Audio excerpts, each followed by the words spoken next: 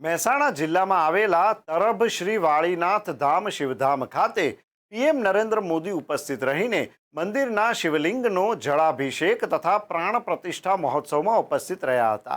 સાથે સાથે ઉત્તર ગુજરાતને 13,000 કરોડથી વધુના લોકાર્પણ અને ખાતમુહૂર્ત કરી વિકાસની ભેટ પણ આપી હતી। વડાપ્રધાન નરેન્દ્ર મોદીએ સભાને સંબોધન કરતા પહેલા સૌપ્રથમ શ્રી હિંગળાજ માતાના જયકાર સાથે શરૂ કરી સભા શિવધામ વાળીનાથ મહાદેવ મંદિર ખાતે આવીને અનોખી ઊર્જા પ્રાપ્ત થઈ અને વાતાવરણ ભક્તિમય બન્યું।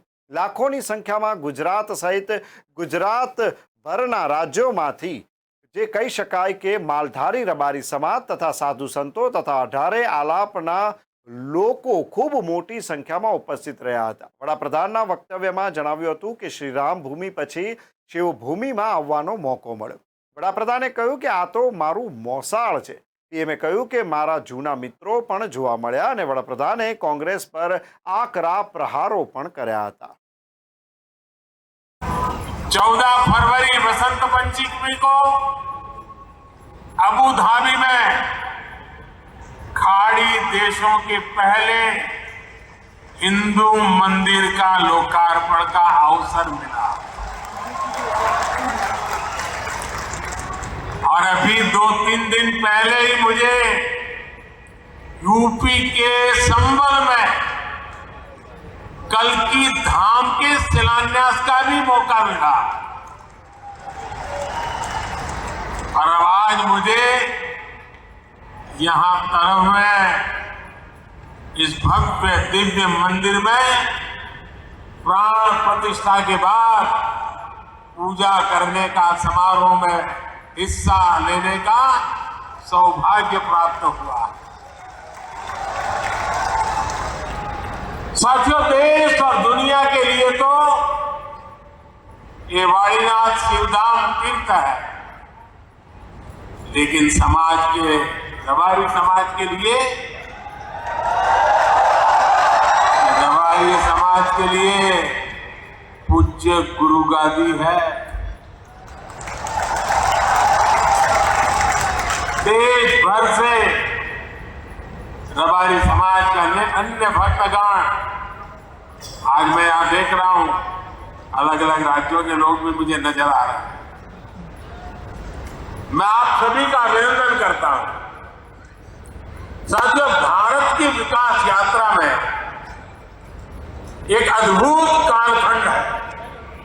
विश्वना लोकप्रिय नेता भारतना आदरणीय वडाप्रधान અને મહેસાણા જિલ્લાના આ ધરતીના સંતાન આદરણીય નરેન્દ્રભાઈ મોદી સાહેબ આજે ગુજરાતની મુલાકાતે છે।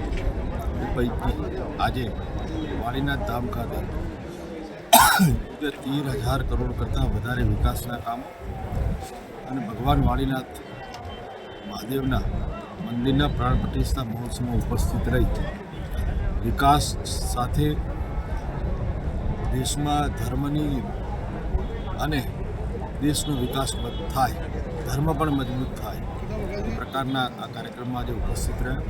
ખૂબ મોટી સંખ્યામાં ગુજરાતના લોકો અહીંયા ઉપસ્થિત રહેલા। આજે મોદી સાહેબે પોતાના વક્તવ્યમાં આગામી દિવસમાં મોદી ગેરંટી દ્વારા મોદી સાહેબના જે વિકાસના કાર્યો છે એ મોદી ગેરંટી દ્વારા દેશને આગળ લઈ જઈને મજબૂત કરવાની એમને પોતાના વક્તવ્યમાં વાત કરી। એમને કોંગ્રેસ ઉપર આકરા પ્રહાર કરે એના વિશે શું કહેવા માંગશો? કોંગ્રેસ માટે એમને એવું કહ્યું છે કે કોંગ્રેસના શાસનમાં પરિવારવાદ સિવાય કંઈ છે નહીં, ના વિકાસની વાત હતી, ના ધાર્મિક સ્થાનોની વિકાસની વાત હતી, કેવળ રાજનીતિ કરીને પોતાના ઘર ભરવાની વાત હતી।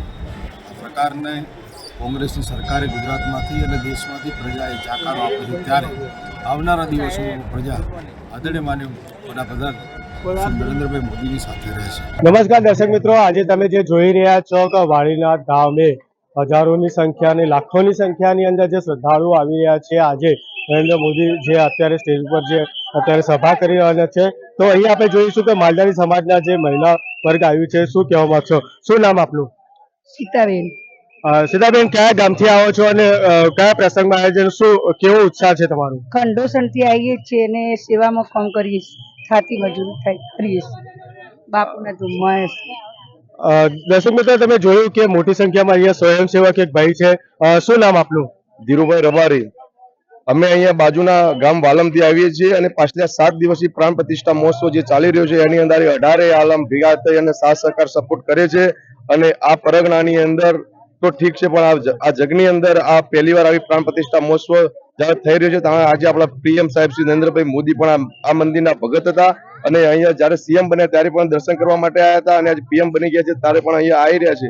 તો સૌ પબ્લિક મળીને સાથ સહકાર સપોર્ટ એમને પણ કરશે અને આ મંદિરની આસ્થા સાથે સમગ્ર ગુજરાત આખું જોડાયેલું છે.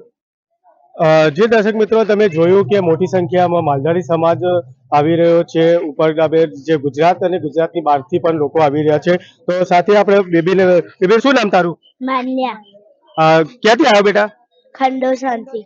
હા, અત્યારે શાના માટે આવ્યા છો બેટા? વાલી દર્શન. બેબીએ પણ જે એમના લોકો પોતાના પરિવાર સાથે આવ્યા છે. Bhavin Bhavsar, news for India, Mehsana.